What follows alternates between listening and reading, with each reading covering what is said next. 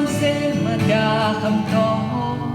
น้องนางสบายดีบ่หู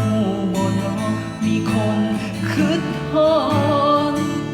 ยอดเศร้ายอดเย็นส่งคอมเมนต์มาเป็นแห่งใจน้องนางเจ้าพักอยู่ไสสาวบ้านใดสงงามอีหลีอ้ายหลงคิดมักน้องนั้นมานานแฮปปี้คิดฮอดเจ้าหลายอีหลีบ่เห็นคนดีใจอ้ายระทมเห็นคำเว้าจากน้องเม้นมาบอกฝ่ายคนอื่นในใจของอ้ายมันมึนออกอาการกังวลกะวาย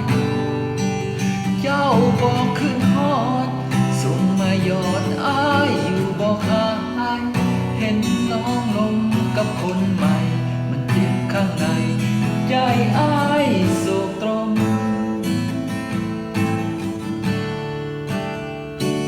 อ้ายร้องคาลงสาวตากลมออกออนไลน์